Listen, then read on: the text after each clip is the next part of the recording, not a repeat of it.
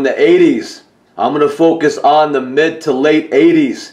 There were a group of bands that were called straight edge hardcore bands that had more moral, anti-drug or alcohol messages. Instead of being like an idiotic punk, they were more clear-headed and had a more powerful message. They had a stronger message, and it usually had something to do with ethics or morality.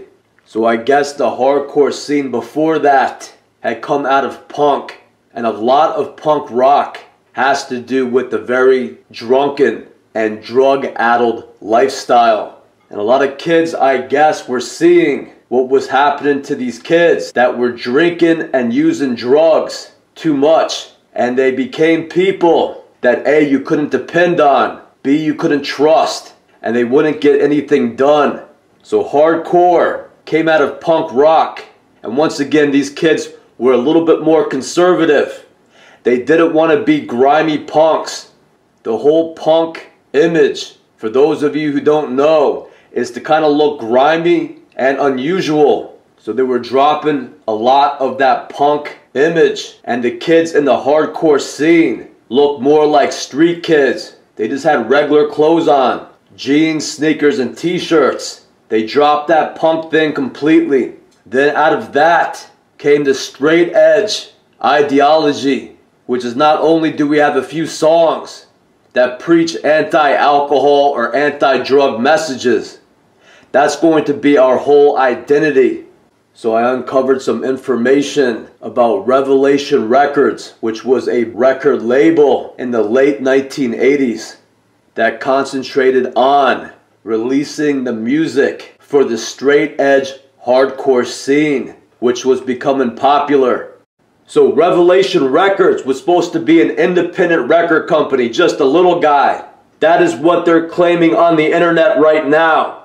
They're just a small independent record label, started in some guy's garage somewhere. They are obscuring and confusing all of the information concerning straight edge hardcore on the internet right now. It's almost as if they are trying to rewrite history and omit certain details that are very important into understanding what happened here concerning a group of kids and an underground music scene and a giant record company who wanted to invade youth culture yet again, to take over that youth culture and direct all the kids and young people involved in it for their own selfish reasons. The truth is that Revelation Records is owned and controlled by Virgin Records from England. So England is trying to direct the underground music scene, the youth music scene in America, because they do not want Americans to have any freedom whatsoever. Because these kids, left to their own accord, they would develop their own scene, and things would happen that were not under control by these large corporations.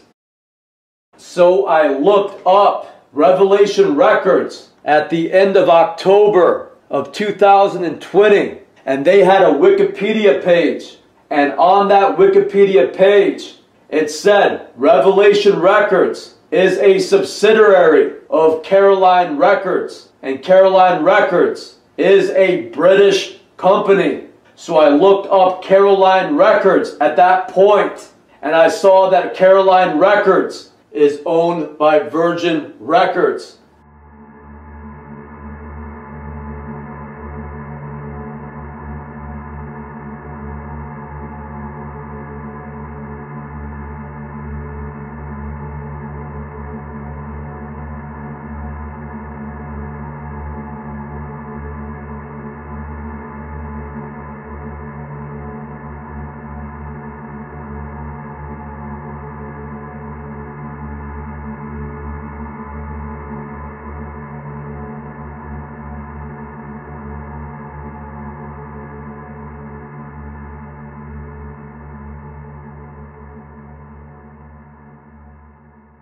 So that has now been changed, and Revelation Records is writing that it is an independent label. They don't want people to know that they are affiliated and controlled by Caroline and Virgin Records. They do not want people to know that.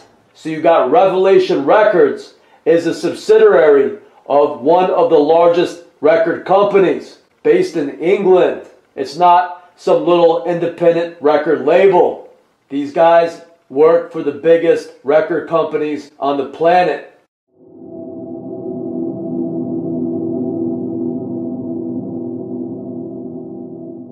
Wikipedia is highly regulated by corporations like Google. You don't show up as #1 in their search engine, no matter what you look up, and not be part of Google itself. So I'm not going to disregard what they are writing on Wikipedia as some contributor's error. Just some contributing writer got something mixed up. I'm not going to buy that. That is a line of BS. And Wikipedia is continuously changing their information. And I think they are attempting to confuse the issues because they do not want Americans to have any freedom whatsoever. You had a bunch of kids playing guitar in a band somewhere. England needs to control that because left on their own, those kids will do great things. Those kids will change their country for the better. And England cannot stand for that to happen. England needs to control that. And they did this to the Revelation record label, which chose to sign or support only certain insiders. And those groups are Youth of Today, Gorilla Biscuits, Side by Side, No for an Answer, Chain of Strength, Sick of It All, Judge, and Bold. So most of those bands were from New York. So let's start with Youth of Today. You got Ray Cappo and a guy named John Purcelli or Purcell.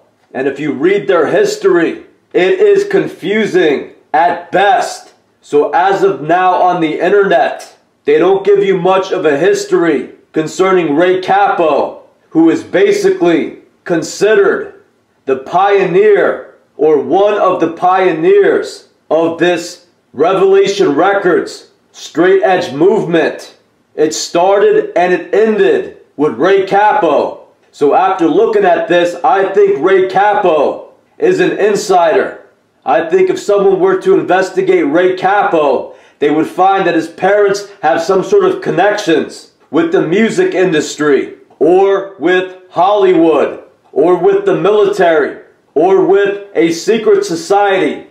So Ray Cappo is a charismatic personality who was the frontman and voice for the band Youth of Today.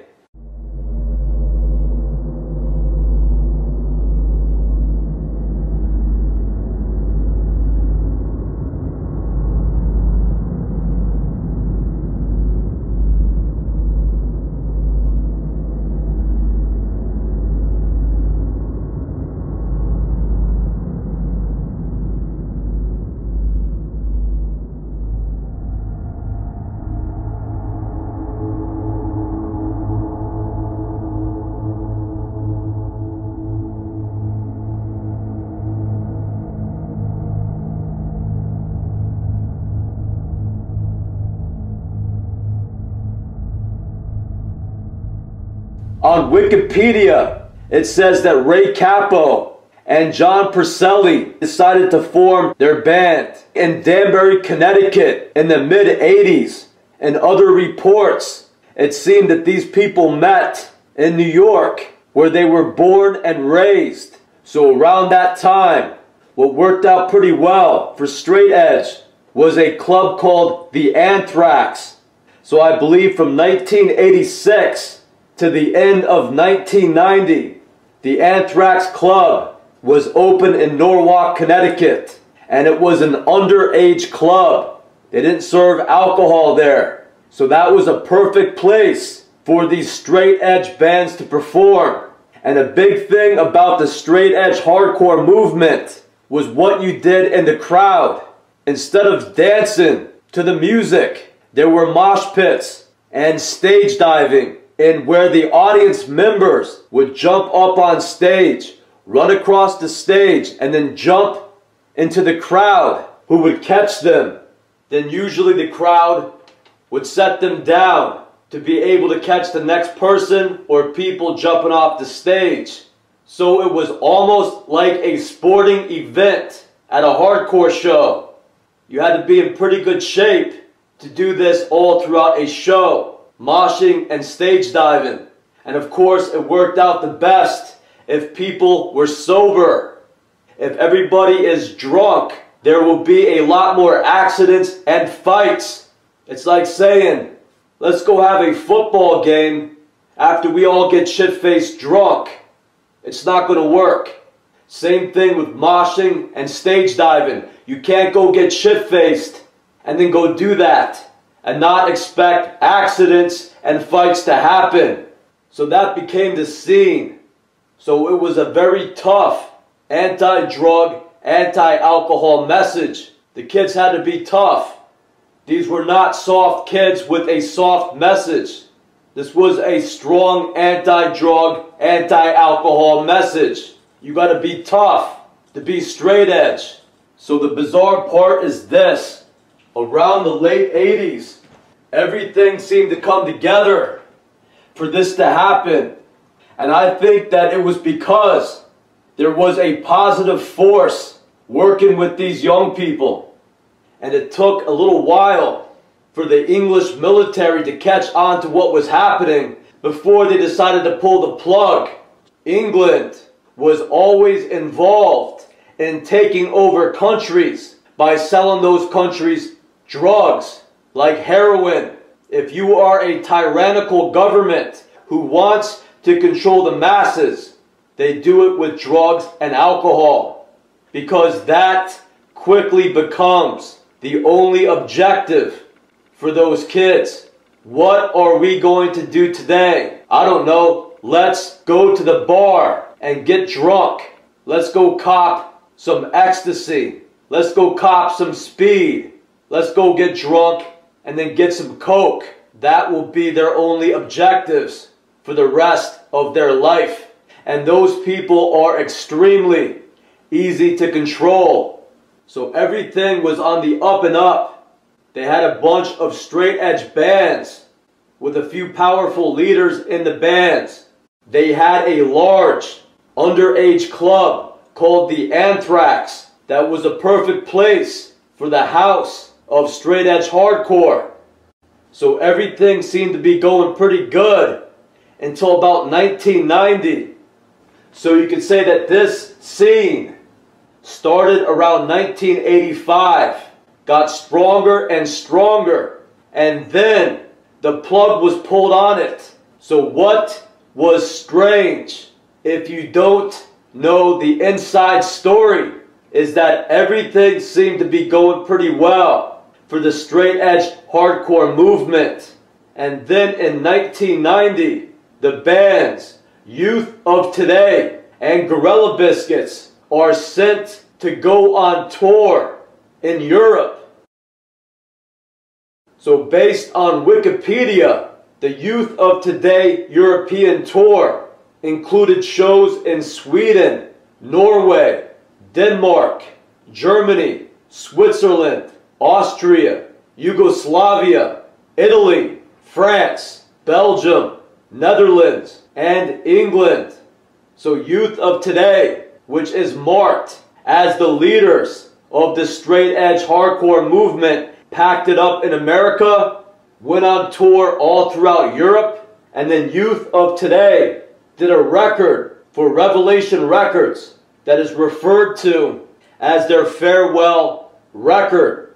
And they recorded a few songs, and one is called Disengage.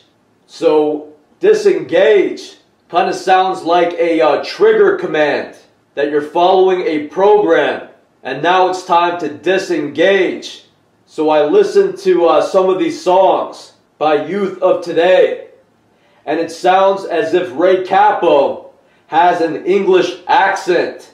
His voice is changed to sound like he's an English punk rocker at times. So now it's time for him to pack it up, announce the breakup of his band, which is one of the largest known bands in the straight edge hardcore movement at that time. And he goes and he pursues his religion. He goes and decides to become a Hare Krishna. So this sounds like high level controls from their record company.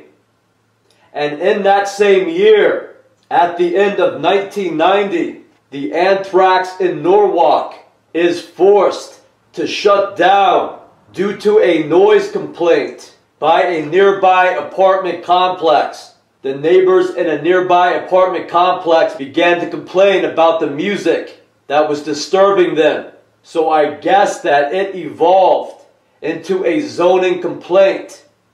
And the Anthrax Club in Norwalk was forced to shut down, and no other clubs were opened. So it was a successful club. If you look at the shows, they were always packed with kids there. People would travel in from quite a few different states to see the hardcore shows at the Anthrax. So that's unfortunate that they couldn't find a place to rent in a different area that would not be a problem. So it seemed as if there was some sort of order put out that you were to shut down your doors and not reopen anywhere else. So I have no idea why they wouldn't look for somewhere else to rent. And then at the same time as the Anthrax Club shutting down, all of the original well-known bands on Revelation Records began to break up, but not before going on a European tour. Bands like Youth of Today and Gorilla Biscuits decided to stop what they were doing in the US and then go on tour in Europe.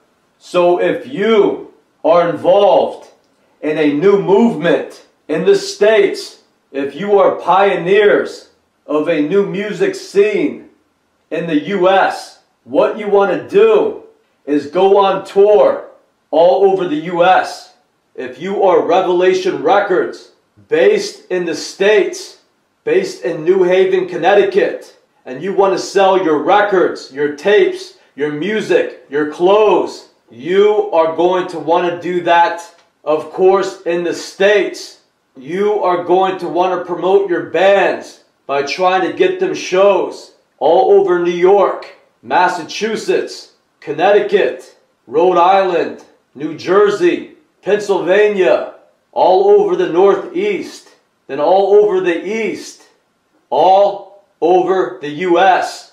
The only reason you wouldn't do that and instead would send your people to Europe to do a show in Europe would mean that you do not want to generate any interest in the US. You are about to give up in the US at a point where it's just getting started. It was a way for Virgin Records, for Caroline Records, to pull the plug on the straight edge hardcore scene in America, send them all into Europe like some big reward. What young kid wouldn't want to go tour Europe? So they sent them on tour in Europe instead of using their connections at Virgin Records to get these guys shows all over the States. And not only would they show up with their music, they would show up with the entire scene. This is how we do it back in Connecticut. This is how we do it back in New York. Maybe you kids in the Midwest don't know anything about mosh pits or stage diving, but this is how we do it. Back at the Anthrax in Connecticut, the bands would show up with all their clothing line, which will get anybody's attention. Nobody had ever seen anything like that. They were very unique. Any kid that were to witness this would want to get involved and participate. These guys might tell you that's all they did was go on tours in the US And I would tell you they are lying. I'm sure they did shows in a few other states. I'm sure they went across over to California. But it is just obvious that it was all their plan to pull the plug on the straight edge hardcore movement in the States. They did not like the interest it was generating. They did not like the power the kids had in that movement. They did not like what they had a small hand in starting and promoting. So they quickly decided to crush that. The Anthrax Club had to shut down. All of the big straight edge hardcore bands broke up, and two of the larger ones left the States completely and went on tour in Europe, which doesn't surprise me, because after all, their bosses were England's Virgin Records. Get those guys away from their fans and their support base in Connecticut and New York. Don't promote any more big tours around the States. Have them come to Europe for a while. Send youth of today back with their farewell record and the song Disengage. Code word disengage. And then Ray Capel could run off and join the Hare Krishnas. So unfortunately, the remaining straight edge bands that were either not signed or still struggling to make it, they began to play in a lot of bars. That's why the punk rock music type did so well in the bars. It was all about getting wasted anyway. And it was fun to get drunk, get high, and make an ass out of yourself. And when you're not doing that, let's have this inside contest. Who looks more like an unusual dirty punk? That is what always did best in the bars, in the dive bars. So after the Anthrax Club shut down, the straight edge hardcore bands were back playing in the dive bars. So what you would have is a lot of drunk people there. 30 and 40-year-old drunk idiots who will then invade the mosh pit and attempt to jump off the stage at 250 pounds onto a crowd of 140-pound 16-year-old kids. You would all agree that that is extremely dangerous, because that is exactly what happened. It was no longer kids roughhousing at an underage club. It was now go to a dive biker bar and contend with every drunk, coked out redneck that happens to stumble in by accident and then want to walk over and show all the 15-year-old high school kids just how tough he is. So there was a lot more violence in the bars by these older idiots that were drunk and high. But nobody had any problem with that. They were used to people getting beat up and carried out by ambulance at any one of these dive biker bars. So the English-controlled Virgin Records wasn't interested in creating a youth movement scene with an anti-drug, anti-alcohol message where kids and the youth across the nation could participate by opening up underage clubs, non-alcohol, straight-edge clubs, where it will be relatively safe. And the worst thing that you would deal with is someone doing a stage dive. They pulled the plug on all of that and said, send all your 16-year-old kids into the dive bars. So the remaining straight-edge hardcore bands began to get a lot of shit. There was even magazine articles that would criticize the straight-edge bands as being too militant in their straight-edge ideology. There were a series of magazines that had articles on hardcore or punk or the underground music scene.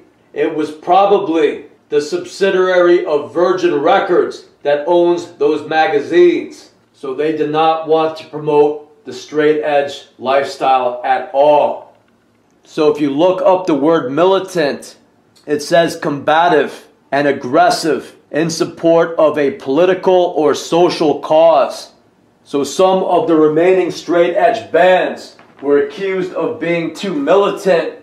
So it was like the very society turning against them. Of course, it wasn't society itself. There were a series of magazines that had articles on hardcore or punk or the underground music scene. It was probably, again, through Virgin Records. So I wouldn't be surprised if they told those two guys that owned the Anthrax not to open another underage club in that area. Just like they told Ray Cappo that you could go on tour in Europe, but when you get back, you're going to take a little hiatus. You're going to go join the Hare Krishnas. And your reward for that is that we at Virgin Records will give you your own record label and a record deal for your next big band.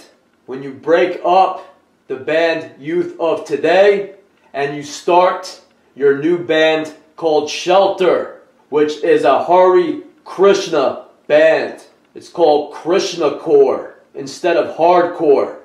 So somebody like Ray Cappo could not turn down an offer like that. You were a big hit with Youth of Today in the States. You had a movement going on, but they're shutting down the Anthrax Club. All the straight edge hardcore bands that you knew are kind of breaking up. So we're going to send a couple of you into Europe to go on a giant European tour. And then you are going to announce the breakup of Youth of Today in America. You are going to go pursue your Hare Krishna religion. And then you are going to make a comeback. You are going to resurface with your own record label called Equal Vision Records. And of course, you will have a record deal for your new hardcore band called Shelter. That is a Hare Krishna style band. I guess Shelter and a few other bands that were into the Hare Krishna religion were termed Krishna Core instead of hardcore. And not only are you going to tell the kids not to drink or do drugs, but you're going to tell them they can't eat cheeseburgers too. They can't go get some fried chicken. They can't go get a slice of pepperoni pizza. Because eating meat is also wrong. No fried chicken, no cheeseburgers, no pepperoni pizzas. So anybody who might have followed you with your anti-drug, anti-alcohol message may be just a tad alienated when you come back as some weird Hare Krishna telling them they can't eat chicken or have a steak. So it was an extreme.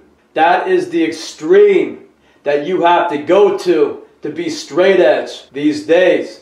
So of course, unless you want to become a Hare Krishna like Ray Cappo, the straight edge movement is going to die. So what was also funny is that through all the high schools, the word went out that no one is to wear any more straight edge clothes because all those bands broke up. I had a shirt or two from a few of these bands, and the older kids walked up to me and they pointed at my shirt and they said, "You know that band broke up, right?" And I said, "Yeah." And they said, "Well, you shouldn't wear that shirt anymore because that band broke up." And I was told that by all the kids that were into straight edge hardcore. I was told that again and again and again.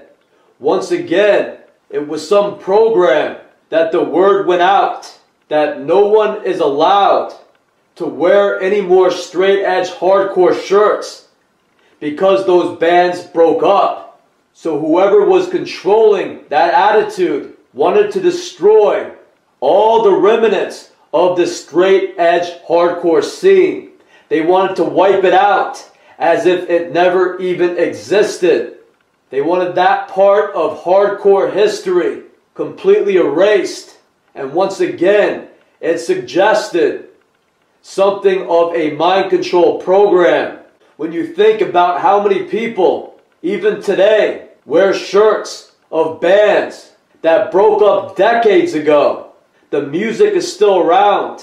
You could still like the music, Just because a band breaks up does not mean that you have to go home and throw out all your t-shirts with that band's name on it, and then throw out all the music too, and just forget that those bands even existed because they broke up. That is insanity. That suggests some sort of mind control plan at the very least. So a big point of hardcore was the identity, and part of the identity had to do with the clothes.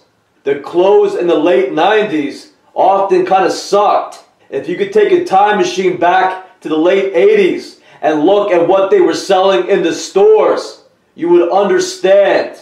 It was around the time of jean jackets, mullets, and the rock and roll or metal hair bands. So instead of bands like Motley Crue, Poison, Megadeth, the hardcore bands had a stronger name to them. They had a certain unique identity that set them apart from any other music. So when I first moved to Connecticut from New York, and I saw the kids in my high school wearing these shirts, at first I did not even understand what they were. It did not even necessarily stand out as a music group.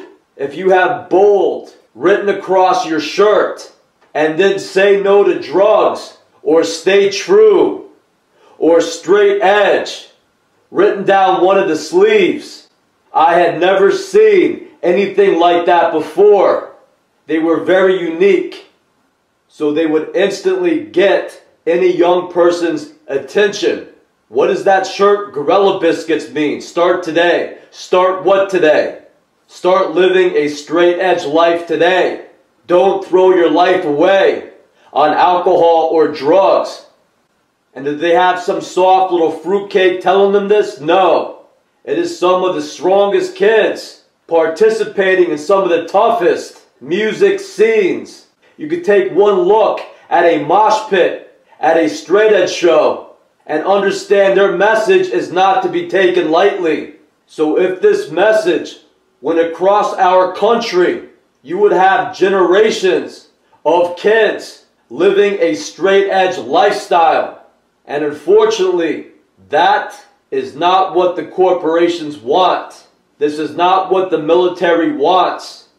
The military and the government wants people who are easy to control. They don't want a sober generation of young people with clear minds. Because what will be their next message after that? What would be their next point of awakening once they realize that through sobriety, great things could happen? You don't need drugs and alcohol on an adrenaline or an endorphin high. You go to a show and you get in a mosh pit or you do 100 stage dives. You will feel high naturally on your own adrenaline and your own endorphins. You do not need to take their drugs. It is 100% truth that you, once devoting yourself to a straight edge lifestyle, will never feel more high and good. Alcohol and drugs bring you down. They depress you. They kill you. They stupefy you. They turn you into a fat wad of soulless dead flesh. So after Youth of Today went on tour in Europe, then they broke up. The lead guitarist for Youth of Today, named John Perselli, then went on tour in Europe with Gorilla Biscuits. So both of these bands, Youth of Today and Gorilla Biscuits, were signed by Revelation Records. So they have what seems like a network of inside musicians that play in a lot of these more well-known hardcore bands that I have named throughout this video.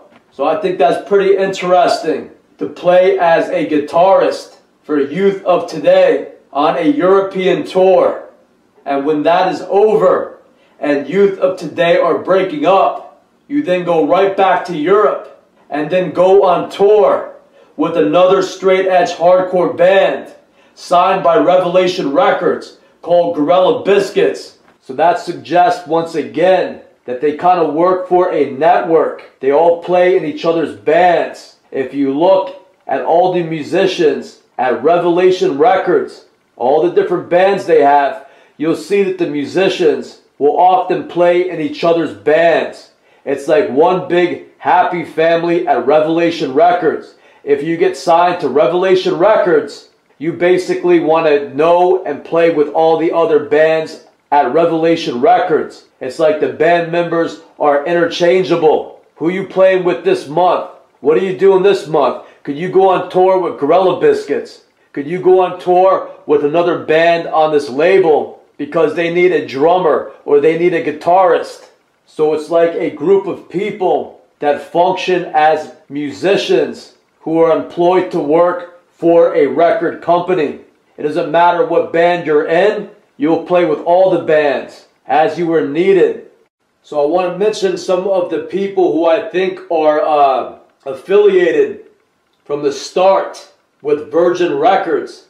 I wouldn't be surprised to learn that Ray Cappo of Youth of Today and Shelter, John Porcell of Youth of Today, Judge and Shelter, and Anthony Civarelli of Gorilla Biscuits.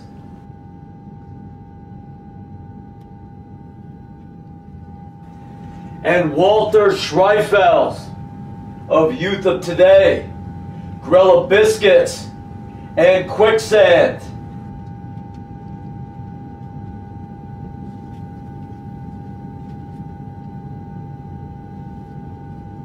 Alex Brown of Side by Side and Gorilla Biscuits.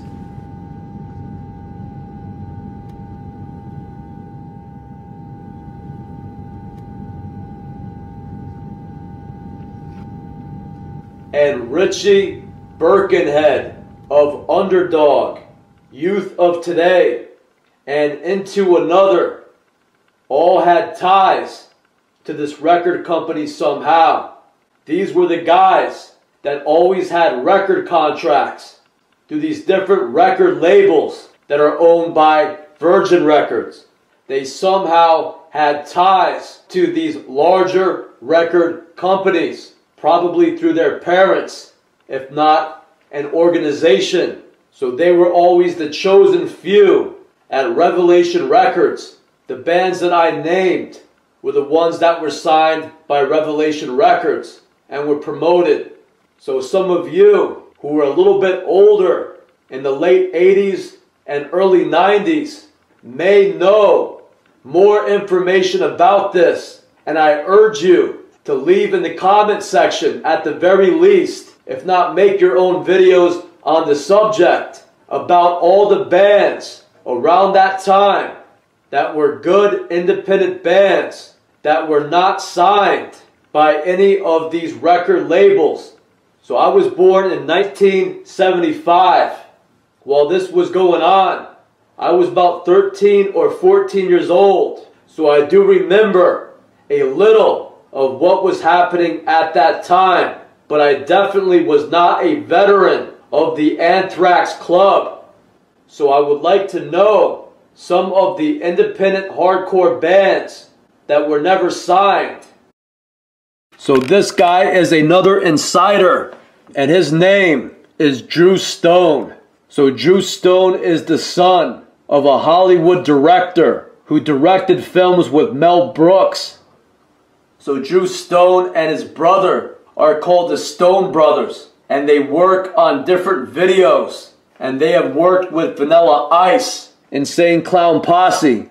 So in 1992, Stone Films produced music videos for Onyx, Biohazard, and Insane Clown Posse by himself, and he produced and directed with his brother Evan Stone as the Stone Brothers, I guess, videos for Vanilla Ice and Channel Zero. He has also directed videos for Agnostic Front, Sick of It All, and Madball. So this guy is a guy who's friends with John Porcelli and knows all of the Revelation Records guys, because he worked with them back in the late 80s or early 90s. And this guy just so happens to be the son of a Hollywood director who directed films starring Mel Brooks. It says in early life, his father, Arnie Stone, was a filmmaker who won an Academy Award for his film, The Critic, starring Mel Brooks. So these guys have ties to Hollywood and to Virgin Records. So this next piece of information is very important, and it has to do with an interview between Drew Stone and John Purcell, who is the guitarist for Youth of Today and Judge and Shelter. And in this interview, John Purcell is discussing his fanzine called Schism. So I guess this is also something like a record label.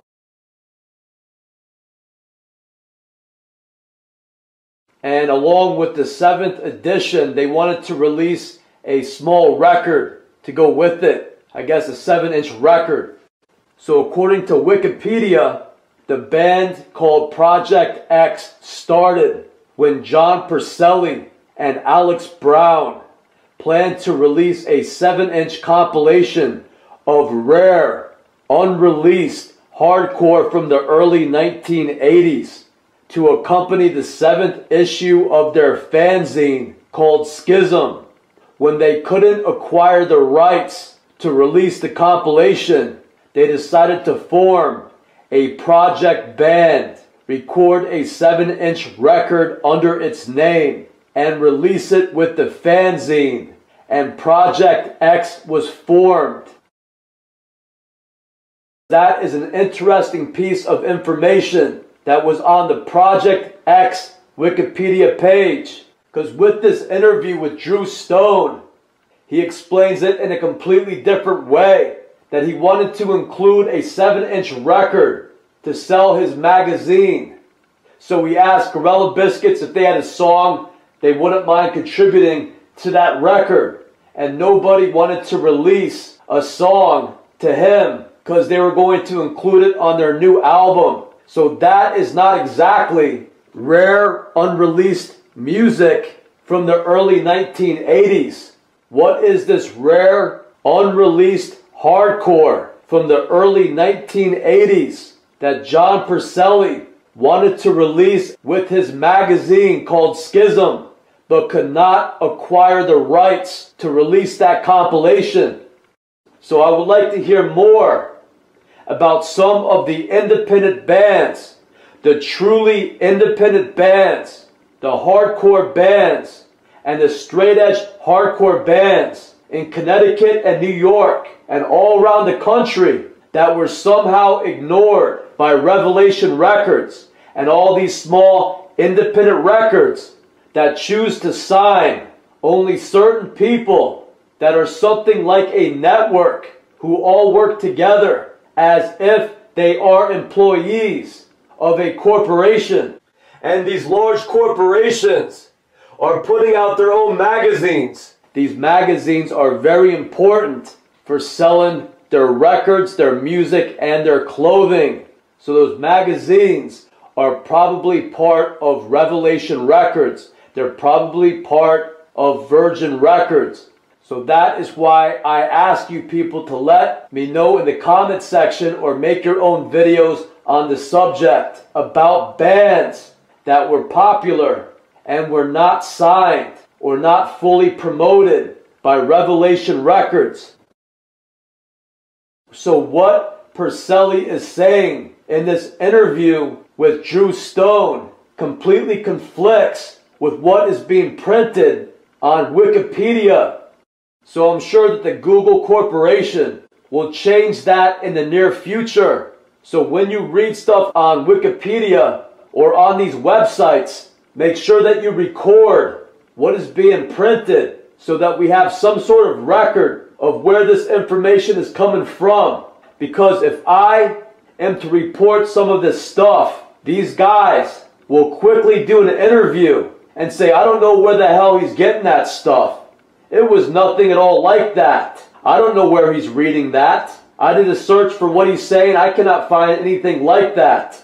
The truth is that they're rewriting history as it suits them.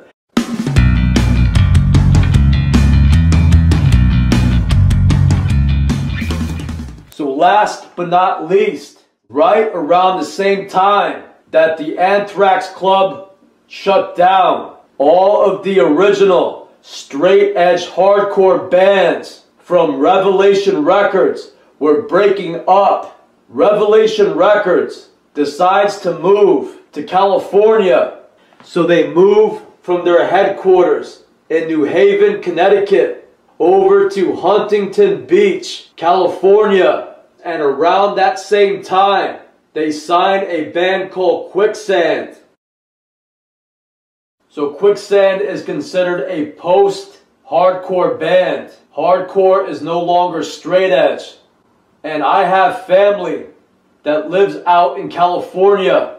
They live in Anaheim, California. So around 1992, I was out there visiting my grandparents. They have a lot more shops that concentrate on stuff like skateboarding and music. So when I was out there visiting, I went to a few of their stores in a few different areas, in a few different cities, and I saw t-shirts from Revelation Records like Quicksand in quite a few of these skateboard shops.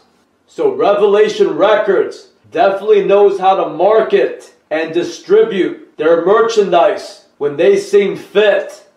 So instead of going across to California and seeing bands with straight edge messages and the straight edge mentality prevailing throughout Southern California, there was their band called Quicksand. So that is the direction these so-called independent labels went, was this post-hardcore genre that focused on bands like Shelter with their Hare Krishna cult message, or bands like Into Another with their occult or satanic message. So that is the direction these so-called independent labels went, that were all subsidiaries of Caroline Records and Virgin Records.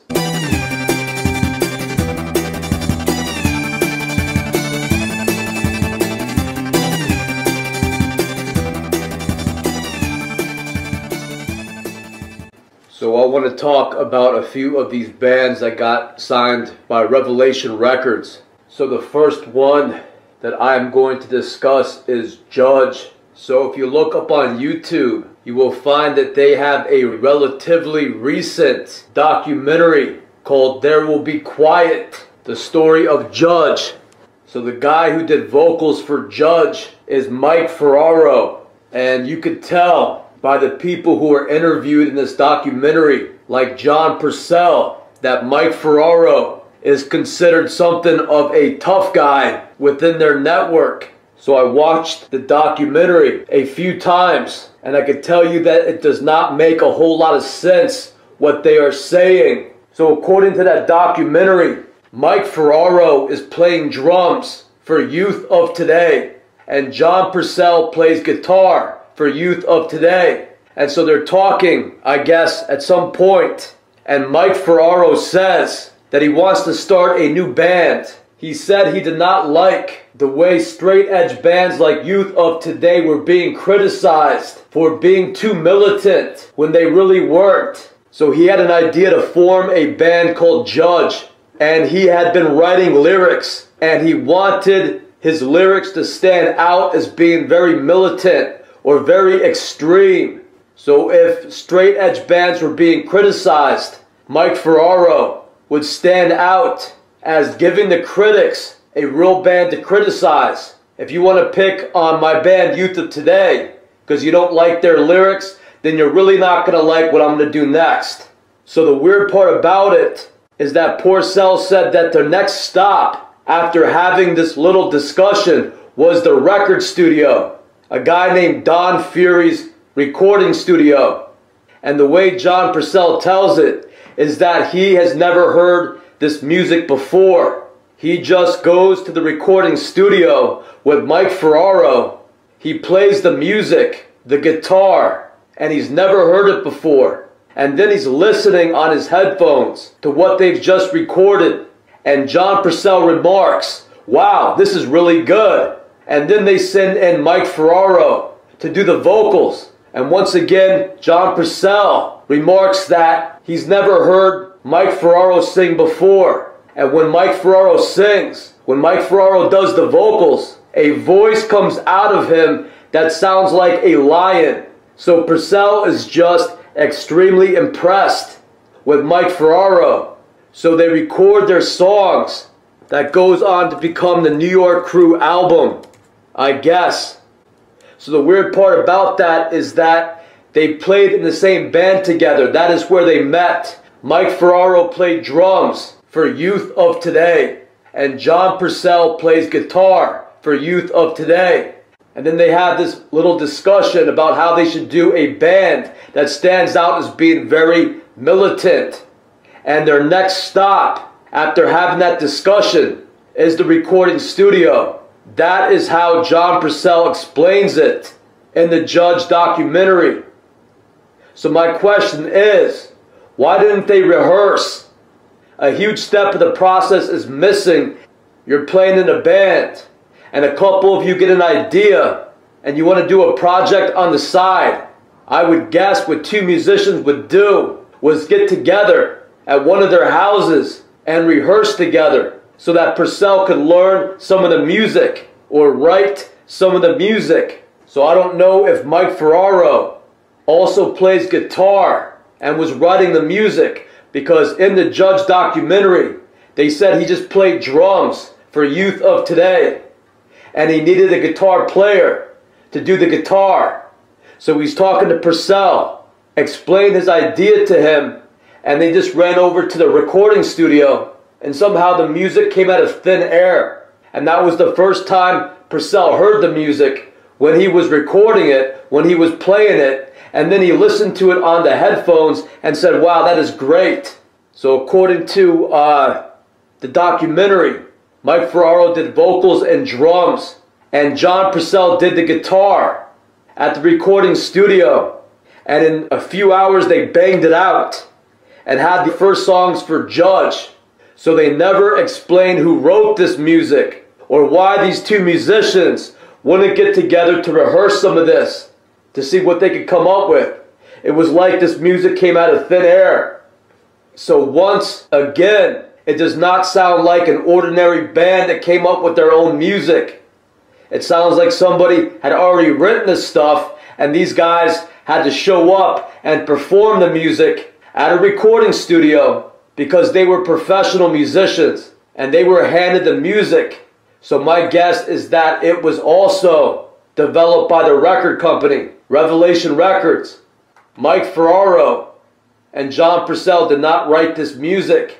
So then, the next part of the Judge documentary is saying that the people who heard the music began to take the lyrics a little too far. And there was violence at the different shows when they went on tour. A few of these musicians, a few of these guys from Revelation Records, like Sammy Siegler, who played drums for Judge, is quoted as saying, "Kids took Mike Ferraro's lyrics too far," and people associated the band Judge with violence. And John Purcell is quoted as saying, it was like Judge attracted violence when they went on tour. So the one example that they give is that they were at a show and an older black guy showed up and he was attacked by a gang of skinheads. So it appears that the Judge documentary does a reenactment of this scene. Since when the six guys on one old guy prove anything, man?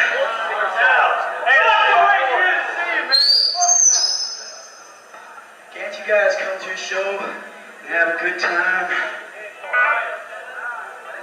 I doubt that it's real footage. However, it's made out to seem that this was actual footage and not a reenactment of the scene. But it ends with Mike Ferraro up on stage, kind of giving this very bland speech. And he's saying, can't you guys go to a show and just have a good time without attacking somebody? So that's quite an extreme thing to say to a gang of skinheads who just attacked a black guy who walked into a hardcore show. So he doesn't stand out as being too outspoken or militant. However, John Purcell makes the comment that these skinheads were their fans. So it was like straight edge hardcore bands like Judge were appealing just to people like skinheads. So I think that is a very negative message from guys like John Purcell and these creators of this Judge documentary. Because as far as I remember, straight edge hardcore bands did not like racism. They did not like skinheads. And they did not like punks. There was one band and their logo was fuck racism. So all the straight edge hardcore bands, including the ones on Revelation Records, had the image for a while of being the bands with the good moral instincts and good moral values. They were against alcohol and drugs. They were against racism. That was the point of straight edge hardcore, was hardcore music with a conscience, with a certain degree of ethics and morality. That was what was beginning to form. So I remember that a lot of the straight edge hardcore kids did not like the punks and they did not like the skinheads. And sometimes when a straight edge hardcore band had to play with a band that was considered a skinhead band, there would be fights in the audience between the skinheads and the straight edge kids. They did not get along. That's what I remember. So in my opinion, skinheads are just another version of punks. The skinhead mentality comes from England. It comes from Europe. Punk rock music was music that was kind of aimed to create a disturbance. Unlike the mainstream music in Europe, punk rock music was meant to alienate the mainstream people. And everybody knows what punks look like, with their mohawks or spiked hair and their chains on their leather jacket. And then there were skinheads. And I think that to a certain degree was also an attempt to kind of alienate the mainstream. So skinheads would shave their heads and they would wear suspenders and something like bomber jackets. They would wear Doc Marten steel-toed work boots, and they would put white laces in these black boots to signify white power. And often skinheads would look like military types.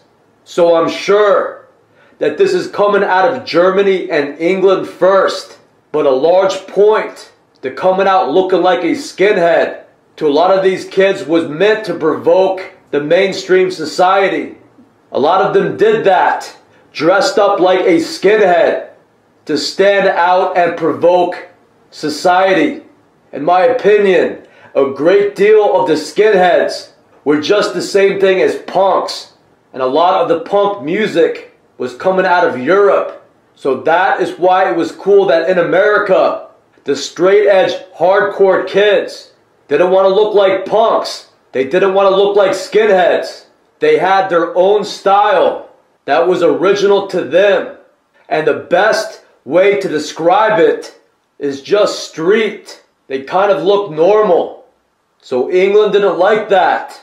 So there was a lot of skinheads in the music scene. I guess in Europe, if the punks didn't look tough enough, the skinheads with their militant look definitely did. But as far as I remember, straight edge hardcore had nothing to do with skinheads. And some of the kids will complain that the only show that they could get was with a skinhead band. So you know there's going to be a lot of skinheads there. And the skinhead mentality seemed to appeal to a lot of kids who had military upbringings, who had parents in the military, who had older brothers in the military. I think one kid said to me, the Nazis were just another military. All those guys were doing was following orders in Germany. So some of these kids in the US that were prone to hate and a pro-military mentality always seemed to respect even the Nazis as another military. So there definitely was a lot of skinheads in the hardcore punk scene. And that is what took over completely when the straight edge hardcore scene died.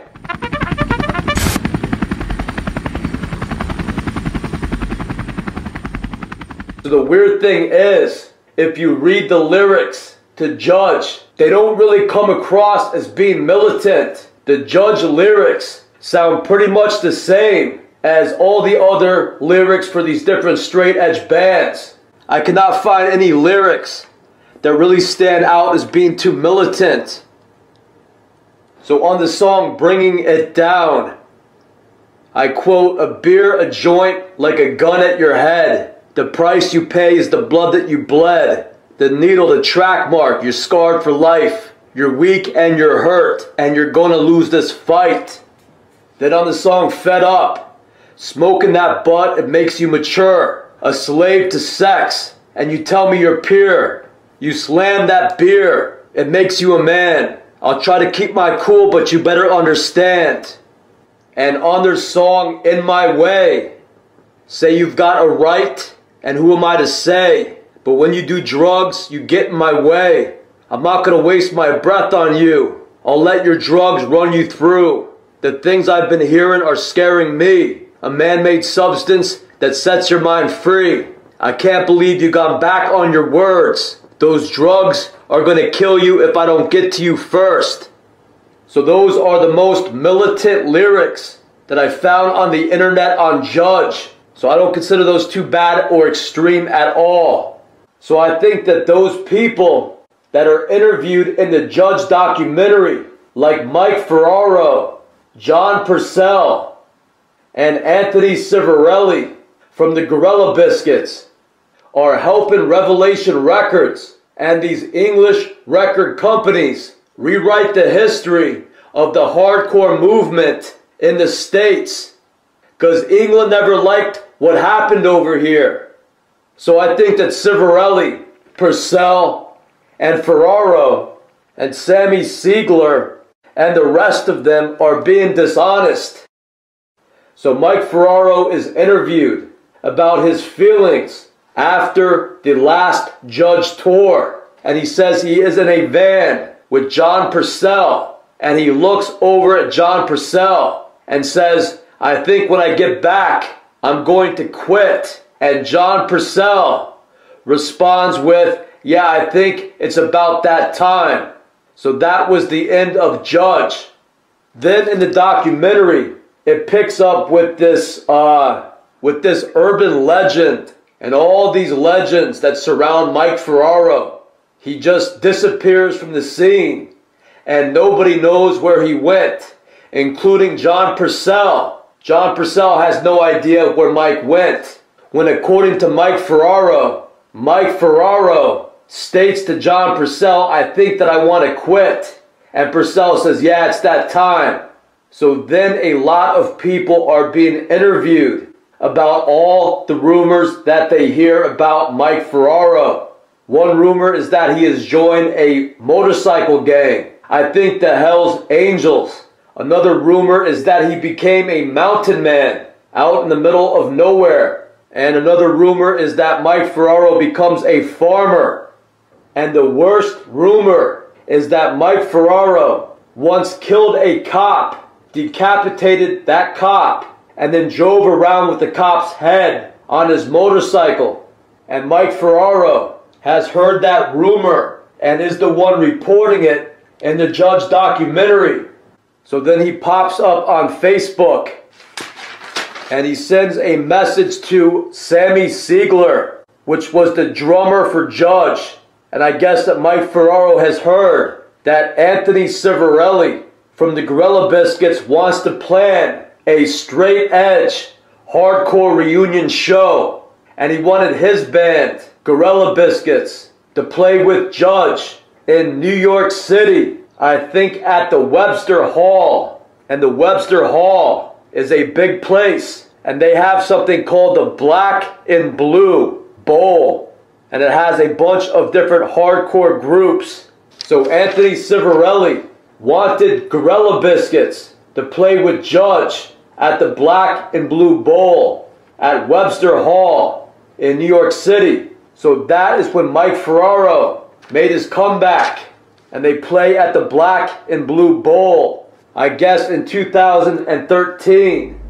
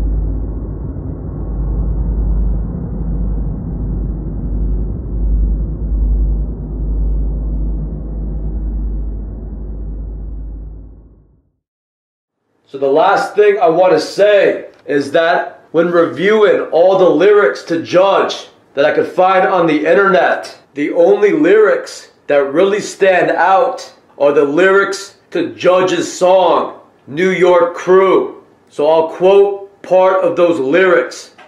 The New York Brotherhood, I cannot let it go. The New York Brotherhood, where did they go? We called it the Wolf Pack. We called it United Blood, wore chains around our waists, and construction gloves. So as some of you may know, the term brotherhood has to do with the Freemasons. It has to do with secret societies. That is what they are called, the brotherhood. In whatever Freemasonic organization, they are called brotherhoods. So I do not know if Judge will come up with an excuse and say that the Brotherhood really meant something like the Teamsters, something like a work union. That is why they wore construction gloves.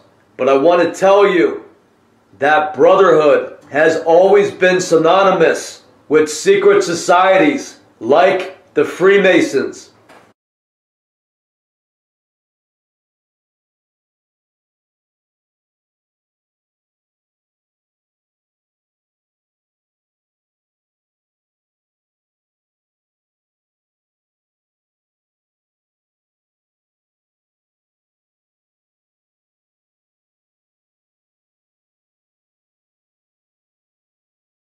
And the Wolf Pack may be a reference to a young Mason. I think that is what they call young Freemasons, or the sons of Freemasons, or wolves, or a wolf pack. It means a group of young Freemasons. And I base that on what William Cooper said on one of his radio broadcasts that I heard on the internet. And he is saying that at some point you had to be 21 years old to join a Freemasonic society, unless you are a son of somebody who is already a member.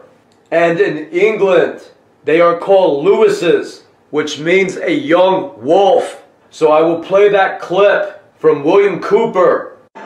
No one can be admitted into the Masonic order before the age of 21. but an exception is made in this country and in France in favor of the sons of Masons who may be initiated at the age of 18. Such a person is called a Louis in England, and that's the source of that name, and a Louvetou in France. This latter word signifies a young wolf. We have seen in the account of the French workmen's unions that the sons of Solomon still call themselves wolves. The adoption of the Louvetou into the lodge takes place with a ceremony resembling that of baptism. The temple is covered with flowers, incense is burnt, and the godfather is enjoined not only to provide for the bodily wants of the newborn member, but also to bring him up in the school of truth and justice. The child receives a new name, generally that of a virtue such as veracity, devotion, beneficence, and the godfather pronounces for him the oath of apprentice, in which degree he is received into the order, which in case he should become an orphan, supports and establishes him in life. For those of you who do not know, William Cooper was a political activist. He was a writer, and he had a radio show called The Hour of the Time, where he investigated and reported on secret societies. So no matter what their excuse may be, I think the reason that Ferraro or Judge has lyrics about the New York Brotherhood and the Wolf Pack is due to the fact that they all may be part of a secret society like the Freemasons out of New York City. And that is why they have such connections to England and to all these record companies that went on to control this underground music scene.